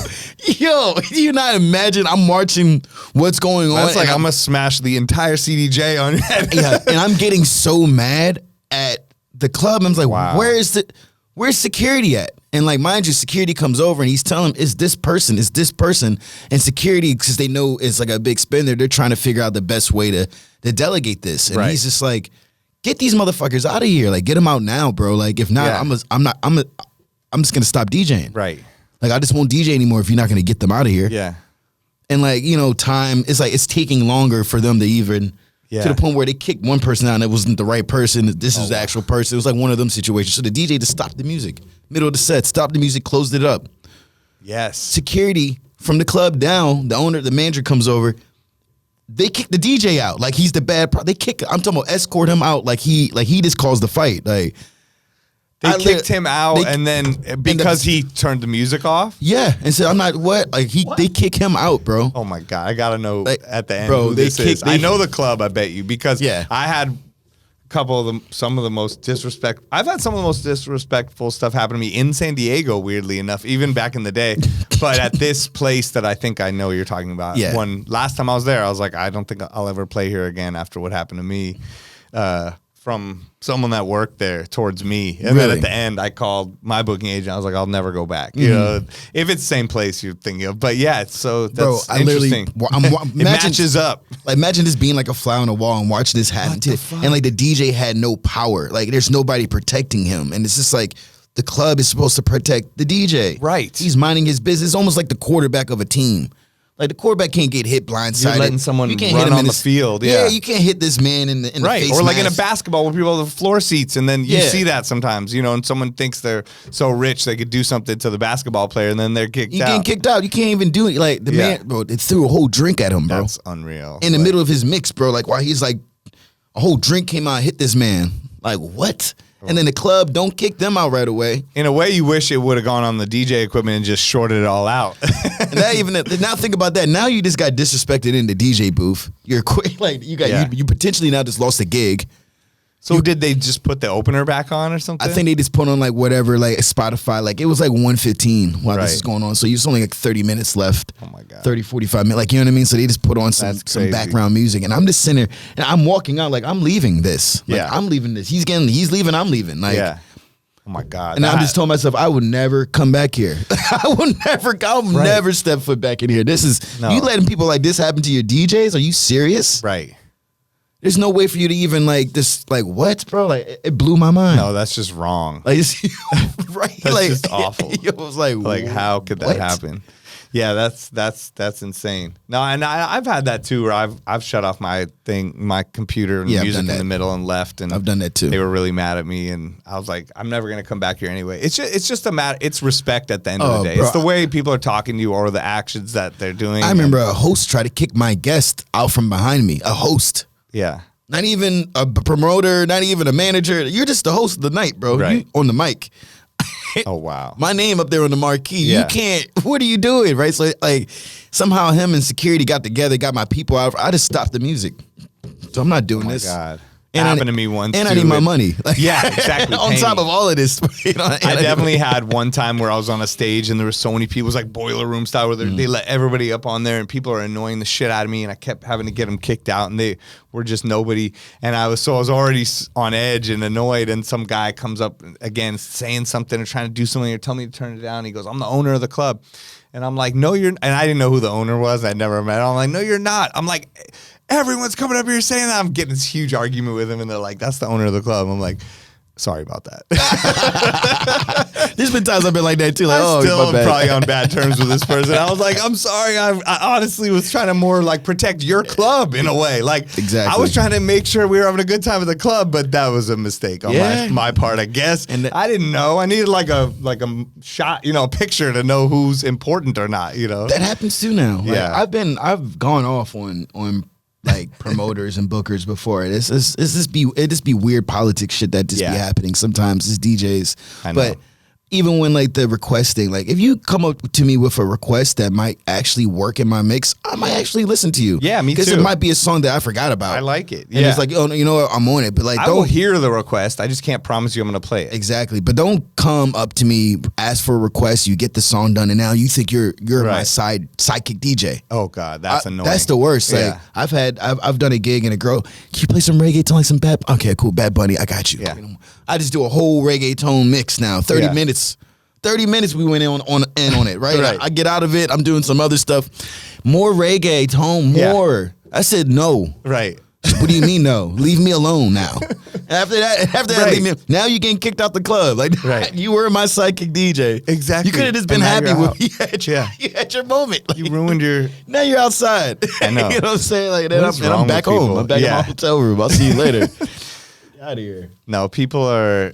Yeah, they're over the top. I mean, they're drinking, but it's too much. It'd be a lot, bro. It's just like, you could just stay at home and put on your aux cord for all of this. Right. Like, you didn't. Is it that important to you? Or the people that go, I know people hate when they do this, and I don't want to be that guy. I don't want to be that girl. guy. You are that I don't want to person. be that person. But, and then they do it. And then I'm even nice. I go, okay, fine. You are being that person, but I'll do it for you. And then they think like they are a genius, and they're like, now you got to do this, now you got to do that. Yeah, and they think they're the algorithm now. Like, what? Exactly. You can't suggest songs to me Or now. they ask you for some weird thing and you're not going to do it. Then they act like whatever you're doing at that moment, they made that happen. Like, this guy's like, you need to be playing Afro House right now. And I'm like, what even do you think that is? You know what I mean? Like, or if say I'm already in the mix, it's like, yo, man, I know it's gonna work. Like, how do you know? Because I'm a DJ too. So if you're a DJ, let me DJ. If you're a DJ too, you wouldn't be talking to me. Come over here, sit down. How about you give me a drink? Right. Yeah. Yeah, I got please. you. Give me the drink. I got yeah. you. Do Let me that. see your Instagram. Do you follow me? Do I follow you? Let's see. Do we have any mutuals? Yeah. Cool. Let me check your mutual. See, all right, I'll play one song for you. I'm a listener. You got some clout. Yeah, it's it's hard out there. Yeah, it's all good. What about I mean, we've been talking for a minute. We can get out of here soon. But sorry, my bad. Sorry. I like love talking it. This DJ. is the best. I like Me too. DJ. We could go shop. for 10 I like hours. that. Me too. I guess some stuff I want to cover that you've been working on that we didn't really go is you've been doing stuff in the fashion world as well, right? For sure. So I started. I've always said that music and fashion go hand in hand, obviously. Right. So I do some marketing and I run all events for a company called Purple Brand, and we're probably one of the biggest jean companies in the country or in the world right now. Oh yeah, they're killing huge. it. And I just kind of been handling all of their events, and I do a little bit of marketing, just connecting them with certain celebrities or athletes that I'm connected to or influencers. Yeah. And for them, it's like, a lot of times artists that I have relationships with might come into the office and they see me and it's just like, oh, okay, it's like a nice face. Same thing with the touring agency. It's just like they book an American act. A lot of times I might know the actor or their managers, and then when they see me, it's just a familiar face to them. Right. And it helps get the job done. It helps make things go smoothly and helps get deals done. Yeah, it gives the company credibility. Exactly. Yeah. And that's kind of how I'm trying to utilize my likeliness. Just to start doing more things like That's that. smart. So besides Purple, I also own part of a sustainable company. All we do is sustainable, we do pearl necklaces, we do recycled t-shirts. Everything's, dope. Everything is just kind of in that world too. So I'm just trying to have my hands on a little bit of everything. Yeah. And then tie music in back with it. So that's kind of what I've been doing since the pandemic. Honestly, the pandemic opened my mind up to just to do a little bit more than just DJing. Right. Have my hands in a little bit more different markets that kind of help all with each other. So Yeah. I can throw a nice Purple event and book a DJ homie to go run that. And then we're also giving opportunities. Like, you know what I mean? Like me and Phenom Edwin, we started booking the DJs over at the W Hollywood and helping them out with their music texture. That. And that's just me and him getting together and just be like, hey, what DJs can we give an opportunity to? Right. Like, who wants that? Like, he's like, bro, so many DJs will love it. And like, let's give them a residency then here. Like, we just started booking out the summer, and then we're gonna start doing it in the fall with them. So that's great. It's just trying to do more and then give back to the culture right back. Yeah. So yeah, and utilize your knowledge and notoriety and all of those things, you know, so it's not just like you said, okay, where am I DJing this weekend? Yeah, exactly. And stuff like that. And I kind of, as we get older, you know, it's all about the transition. And one thing I hated before the pandemic was I feel like I was kind of in that rat race where it was just like, I hate to use the word rat race, but you know what I mean. It's kind of like you hit the guy up, or you hit the talent booker up. Hey, what's your schedule like? And obviously we have agents, but as DJs, we also like to book our own shits too. Yeah, because we have relationships with everybody. Right. And it's just like I feel like I don't want to do that. Yeah, I kind of want to throw my own events. Right. And once I started doing that, I just felt like I was taking back control more of my career. Yeah. And it's a good way to brand. I mean, you're Tay James, right? You're DJ Tay James, but your party can help to show your brand in terms of the art, the visuals, the music part of it, you know, and everything you want to represent as a DJ as well, and grow into and help book other parties like that and travel around. So I think branding is great as just a way for me to I like booking the DJ now too, because it's just like I can just give so many different like looks for people, and it's like I like so many different types of DJs that I'm like complimenting my own style with someone else's style. Yeah, and when you change the cities, it makes it into a different party too. So yeah, I've been really liking this day hang situation. So that's great. It's been fun. Okay, bro. I'm definitely coming to one when I'm not driving to soccer games. But it looked dope. Thank you, bro. Definitely cool. It, even the pictures look cool, and you know the whole vibe of it. Thank you, bro. I appreciate it. What about do you have any kind of other goals or upcoming things that you have your sights set on? I mean, we've already gone over so much. Yeah, you're doing so much. It's not like you need to, but is there other things that we haven't listed? I mean, things honestly, on the horizon? Besides the publishing company, I'm just trying to build, like, I want to find the balance of this, you know, building my career up in the music side and also using the DJing knowledge that I have to help with that side. So yeah, I'm just trying to figure out that little in-between balance, and that's, I feel like I am. And I feel like working on my own music is going to help me with that as well. Right. So besides working on my own singles, trying to sign new songwriters and producers, that's kind of where I'm at right now. And nice. And the publishing company, so yeah, what's the goal with that? Is to sign other artists that could work on different projects. You could help get them work. You could license their stuff out. Well, essentially, it's just like I come across so many different up-and-coming songwriters and producers now. Yeah. And it's just like I wish I could give them an opportunity. Right. Or help or invest into their career as well. Yeah. Especially if I'm going to be putting so much work with them. How do we break bread together? Yeah. You know what I mean? Like, how can I invest in you just like you're investing in me? And, yeah. And before I was coming across certain people and I just wouldn't have a situation to give them. And then they will go sign off another publishing company here. Yeah. Or, you know what I mean? It's just like I had opportunities that passed with really talented people that I wish if I just had the opportunity to sign the next person, I could sign this person. Or yes. And that's kind of where I'm at. And why not? Like, why not try to do that? Especially if I have time to do it. Yeah. Yeah, and you have the connections to really help them, you know, and if they have the talent and the drive and the right attitude and all that stuff. It's all about music, man. Music is the love. And I'm just trying to invest back into the music, into that. And once I feel like I treat the music side like how I treated the DJ side, it'll just all just kind of flow together. Yeah. And that's what I'm working on.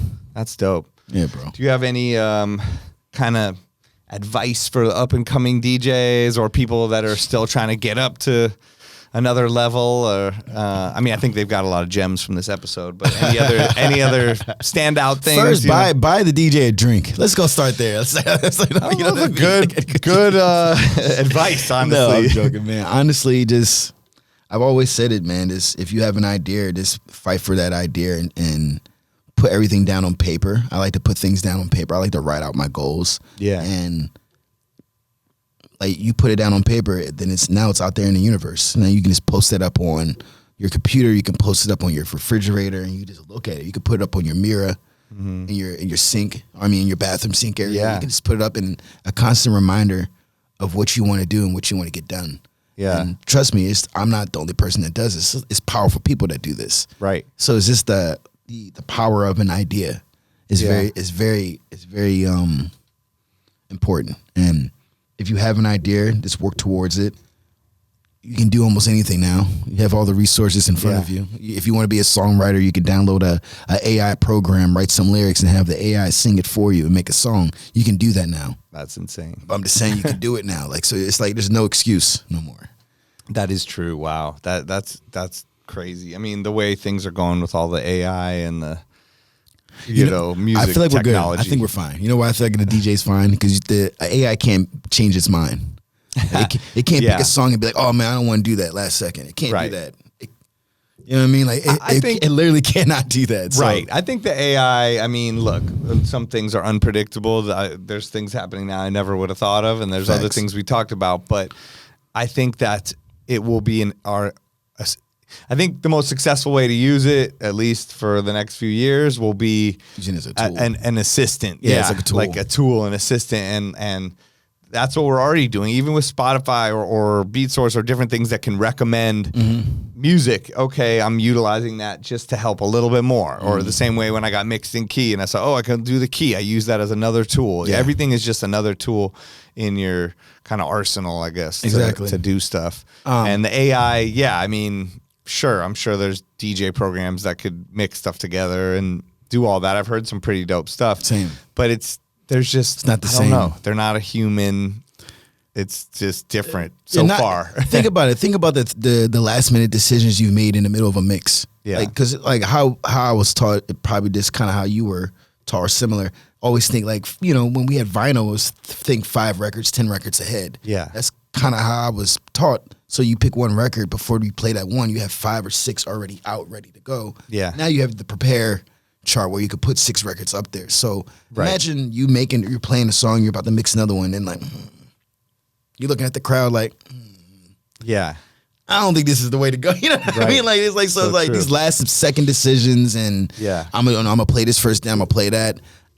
Right. Maybe it can get there by, you know what I mean? But it's going to take a long time. Yeah. That's what I'm saying. Like, it's going to take a long time for that to happen. Yeah. I saw some crazy shit the other day. Like, my friend sent me a video and it looked like 100% real. Like, I could not tell it was a video game. It was that Unreal Engine, like that some new thing they use, I guess, to make videos and video games and stuff. And it was insane. Like, but then you see halfway through, this car is burning and smoke is coming out of it. Then you see the editor come and they're editing the smoke. But if I wouldn't have seen that, I would have thought it was a real video. So you gotta send me this. And he's like a designer and he does all this stuff. And he was like, we're 2 years away from no one being able to tell the difference at all from a real video. You know, like you could be looking out the window and it looks that real. I mean, they do it like CGI. They do that already in movies. It's crazy. It's crazy. I mean, this was like so real. So I'm like, who knows what it's gonna be like in a couple of years, and the metaverse stuff. You know, and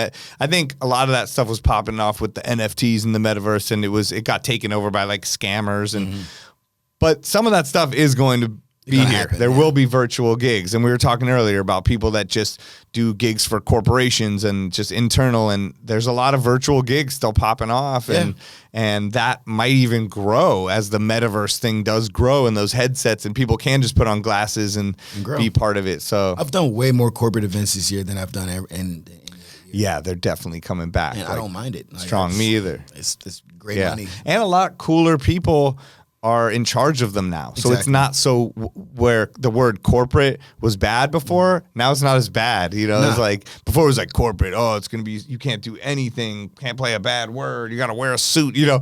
Now it's like cool people. Yeah. And it's just like all kinds of companies and they just want to, you know, even just give their employees a good time or do a crazy party. Yeah. So I'm not mad at that either. I'm happy they're tapping back into that. Just like, hey, we can't just be, you know what I mean? Before the corporate DJ was, remember the CDJs? Yeah. They were like together, the CD players, they were just together. And you're just pushing like a button. And it's like the mixers, like the little crossfaders in the middle. That's who got those gigs. They got like the DJ that got the school dance gig back in the day. You remember. Yeah. Oh, yeah. No, now it's cool. I mean, I think there's a newfound respect for DJing. And I think a lot of people were able to see it through the pandemic as well. Like now you can watch DJing on YouTube and Twitch and these different places where people that didn't go out are able to now see, oh, I see what's happening. And I see why this is a special, magical kind of thing that people gravitate I've been liking the Twix mixes and stuff like that. I've been tapping in. Yeah, this is dope. It's dope to see some of my favorite DJs just have their own, and they're killing it. And yeah, I know some DJs that don't even care to do. They're making so much money off of Twitch. Like they're cool. Like they're fine. Totally. It's like they have their own club. Yeah, and then when they go do live events like Scratch Bastard's Barbecue, now he'll do it online, then he'll do it live, and then the people from online come, or Four Color Zach, or I was watching DJ Trey's on the way over here, you know, and he's doing Boom Bap Mondays, and it's crazy. And there's different ways to like raise money for things if you want. And badges. I like that. Yeah. I did like it. That's one thing I probably didn't do during the pandemic because I was so I was diving deep in the A&R world. So like as I saw a lot of DJs do that, I got kind of stuck in just listening to music and trying to find the new trends. And I didn't have time to go do a mix online. I was like, it was kind of like when we started this interview, you talked about Alizé on the radio and you being there. You know, I think some clubs did start doing that, you know, and they'd stream the club, you know, it was kind of like the new version of that. Not mad at it, man. It's cool. Yeah. Like, it's all going to become more and more visual, right? Digital. So yeah, I support it. Right. I mean, everything's so all about some of these big acts. I mean, when you go see them, I don't even know their music, but I know their graphic of like the head that gets a thing and everybody goes crazy and they're all videoing it. And you don't even know what song they're playing right now. No, there's certain acts that I think are bigger from their visuals than even the music. I don't even know what the music is or what they produce. Like people, they come in there and it's like, oh, so what visual you're using today? Right. What about my new single? Yeah. It's the visual. It's the lasers. Hey, man, I just downloaded TikTok. I'm going to start. You just got on? I just got on. I'm so mad. Like, I had an opportunity to get on, like, a couple years ago, and, like, my homegirl was working over there, and she was like, Tay, I'll get you a verified account. We'll put you up on all the whatever. Like, we just need you. Like, this is why is it so hard for people from our generation or world to, like, go on? Because same, my friend, in the beginning of the pandemic, like, my friend, he's a big A&R, and he's really successful, and he's like, I'm telling you, just do those mashups you used to do and send me on the screen. Like no one was doing it yet. Nobody. And it was the beginning. He's like, just do that and it'll be big. And I was like, all right, I'll try to work on it. And then a couple of years go by, all these people have blown up. And I'm like, damn, I should have done it. And it's still time, you know. This DJ's getting millions of hits, bro, off a controller. It's crazy. A controller right now is sitting in front of their laptop like this, looking at the camera. I know. Oh my God, getting millions of hits, bro. You know, but there's also people getting millions of hits from the pretending to be like a character, right? Yeah. They're like, hello. I saw that. Like, someone needs to do the DJ version of that. You're like, I play song. They're like, scratching. Can you imagine recording yourself acting like that? No, that's why I say I can't. That's the reason why we can't do certain things. I don't know. Yeah, but that's the reason why we're like, it's hard for us to open up ourselves. Like I just hired like a social media content guy. Oh, nice. Michael to help me with little things, and I just told him, I'm like, listen, I'm gonna just do these things for you, and you just put them up, and I'm not like you're however you see fit, right? And I've told him like, bro, like I'm bringing down my vulnerability, bro. Like, I mean, this is really a lot for me, so I'm just gonna do it, and I'm gonna let you put it up, and like, you tell me how it's supposed to look. And as I started doing more with him, it's like, okay, I see how you do it, and like it's a whole plan behind it. I definitely need help on that front too. Like, I like social media, and I like posting, I like certain things, but then it's hard to. I'm not good at the prep time that I need to make the reels and make the videos and post them consistently, and I know what I need to do, and I have like lists, but it would be beneficial to have someone like that, you know. I was doing all the YouTube, bro. I was a huge YouTuber, bro. Earlier. Yeah, I remember. I did We Know the DJ. Exactly. I had 9 seasons, and then I started seeing it where it switched, where it became like full production shit, and I was just like, I'm doing this on a flip cam. I'm doing this on the photographer's using his high-end digital camera to help me film some shit, but I'm not ready for what these kids. These kids are already doing full production stuff, having scripts and stuff made, and it's just like I'm doing all this live. I'm making shit up on the fly, and it's just like once I started, like I kind of low key got discouraged. I'm not gonna lie, like I got discouraged because it's just like I don't know if I can compete, this type of with this form, and You know what I mean? And I feel like with TikTok, I was so used to Instagram. Instagram was just working for me. Everything I got all the engagement I wanted out of that. Right. So TikTok's like, I was like, maybe I'm too old to learn a new app. Yeah. Like, I don't know how to, you know what I mean, to learn. I think TikTok's like finding your angle and just doing it. TikTok's like the repetitive thing, and Instagram's like the lifestyle thing or something. I don't know. It became that, but whatever. That's cool. So the social media person, like, what is their main task? So it's more so like for me is like, he's like, I'm so surprised he didn't have a TikTok. Like you get a video hot on TikTok, then you put it up on your Instagram later. Right. It's like, you know what I mean? So it's like, it helps build your community more. So it's like, he can almost gauge, because he knows the algorithm so well, he can gauge how many views he can get you and how many followers you can get by just, you know what I mean? So I started off with him on my DJing page just to help me build it. It's a brand new page, help me build this, and then take my page I have now and like figure out what my core audience is and how do I get to speak to them? Yeah. Essentially. And then that's cool. He's just been helping me out with that. Like, that's great. These pictures work. This is your angle right here. It's an angle you need to have too, come to find out. And I didn't know none of this stuff. So going through that, having him train me in that, and then like, so when I start shooting my own stuff, or if I'm on my iPhone, I know that my settings need to be on this setting. I know that I need to be in this. You know what I mean? Like, wow. I might need to hire him. Come on now, he's cool. Good dude. He does this for labels. He does this for other artists. Yeah. Yeah, because it's like, it's hard. I have so much content just from this year alone, just all recorded, just sitting there in my drive and in the cloud. And I'm just like, oh, I need to go through all this. It's a lot. It's all good. It's just like building a crate. So I'm just trying to just be more open. That's dope. Everything. That's great. Amazing. All right. Well, thank you, bro. Thank you. Thank you for taking the time and coming on here and, teaching us.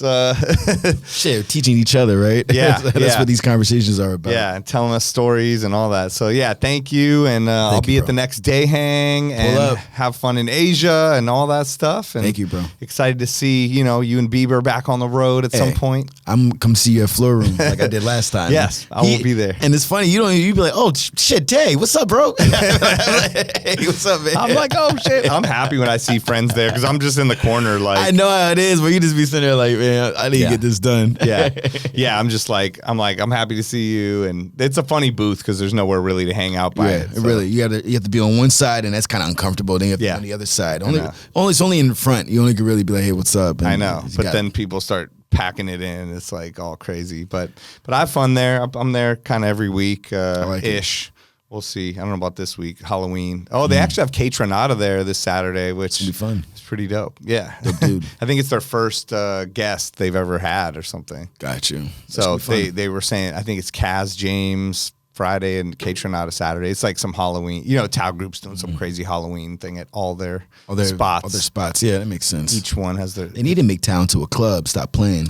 Well, they're doing that on, I think, Tyga, and that's the Halloween or the 28th or something. But yeah, exactly. Like, it's so huge. That would be so dope. That's one thing. But LA's weird with clubs right now. I mean, there's no all the cities big, are the big major ones. There used to be a big room club. There isn't one, is there? I mean, it's a rave. It's like Exchange or Academy, but there's not one for a club like Bottle Service. The biggest one is Nightingale, and I think they just sold to Zouk. So it's just like they did. Yeah, they just sold. So that'll be Zouk LA. So they're doing Zouk Tokyo, Zouk LA, and it's gonna be Nightingale. Yeah. Well, they took over Nightingale's spot. I think they partnered with SB. However they did it. Oh, so they're already slowly. Yeah, I saw like promotion for it already. Okay. So, but what was my house and my studio? My house was my house and my studio. Those were fun. I mean, that's like the era that I missed. So really? What area was that? It used to be like Garden of Eden back in the day, but it's on the corner of La Brea and Hollywood. Okay. It's like you wouldn't even know there was a club there. But like, if you were coming up La Brea and you were about to go right on Hollywood, it'd be on your right-hand side on La Brea. And that was my house. And then my studio was like a few blocks up, like by Las Palmas. And it used to be called Mood or something. And then they turned it into that. But that was a cool era. Yeah. There was, definitely. Back in the day, was so many clubs here, but I used to love it. So many clubs. And I used to do every Wednesday at Area, and it was like kind of a small spot. I mean, this is way back in the day. Like, they were like, this woman, Lady Gaga wants to perform. She's a new person. She has a new song. It was like the beginnings of all that. And then I remember they shut down Area, and they turned it into, I think there was something before Nightingale It was Greystone Manor. Yeah, Greystone Manor. And that was, they shut down area, and then they dug way down in the ground, and they made it bigger by like digging in the ground somehow. Like, and then like making it taller, and because it was just this flat, long club that was fun, you know. What is the Boulevard Club? You know, my first time coming to LA. Boulevard used to be the Hollywood Athletic Club. Yeah. When I tell you that was my first club I ever went to in LA. Yeah. And I went to a Halloween party there. It was insane, bro. Right. I'm like, no one executes this space. Still. I know. It's still like a great space to throw a party. I do private events there. Like they'll get, but no clubs. It used to be like, that was before Warwick. That was like that used to be a club there. And right. It's actually a nice spot. Oh yeah, Lure used to be Cabana Club. It's crazy. I mean, this whole used to be conversation is funny because at the end of the night at Flow Room or somewhere, I'll hear all the servers and people like, where's the after hours? We're going to Spanky's. We're going here. We're going there. And I'm like, oh, I used to do after hours like called this, and I'm like, it was in 2012. Everybody looks at you and like she looks at me, she's like, I was 12, and I'm like, okay. You were actually 12. That actually makes sense. Because she's 22, and it's 2023. Yeah, so like you actually were 12. Yeah, you were 12. Yeah, my bad. I was like, holy shit. And I go, actually, I was doing ones in 2006 and 7, and they're like, I was 4, you know? And that's when you'd be like, you know, I'm packing my bag. I'm like, I'm going to go home. I'm packing my bag. I'm like, I'm driving my kid to soccer practice in the morning, and that's why you're 22 and I'm not. But yeah, it's, I know. We've been around. I love it, though. You know, but it all leads into our experiences and like we were talking about this whole episode, finding new opportunities for ourselves and new ways to keep parlaying this into new things, you know, doing this podcast and all that, you know, working with brands. Congrats to you, bro. You've been killing it. I love it. Man. I love seeing this too. And thank you. Just giving a space for DJs is to be themselves and to talk. And I feel like it's, you know, giving them more identity. I think that's great. Yeah. Thanks. Yeah. Exactly. You get to hear people's real personality and, hear crazy stories, but also learn a lot and be exposed to different people you wouldn't have, or, you know, understand the workings of everything. Like even last week, having that manager on, getting all these texts all week, like, thank you for asking all these questions. That stuff I always wanted to know. And I'm like, that's why I asked it. I was trying to tap into what you would want to know or what I want to know, you know, so try to genuinely speak about it on here, you know. That's real. There's a lot of DJ podcasts too, so try to be different, you know, let everyone have their angle. I feel like you're one of the first, though. That's why. Well, I mean, I got to give props to Road. You know, they've been doing it, and they're classic. They're hilarious and good guys. Yeah, amazing. But yeah, try to do it like that. All right. Well, yo, thank you. Thank you, bro. We'll get out of here, and I'll see you out there. Easy. Thank you so much. Peace. Yes, thank you to DJ Tay James for coming on the show. So much fun getting to catch up with him and hanging with him in person, hear about all the stuff he's been working on and all the stuff he has coming up. I got a lot out of this. I think I need to hire a social media person. That's something I learned out of this. No, his social media game is crazy. So go check all his stuff. DJ Tay James everywhere you look. And thank you guys for always checking our stuff. Beatsource, the 20 podcast. We are here for you week after week, and I love doing this podcast for you guys, and I love the support we're always getting. The 20 podcast is produced by Beatsource. Join us next week for interviews as we discuss music that matters to DJs. I'm DJ Spider signing off. Peace.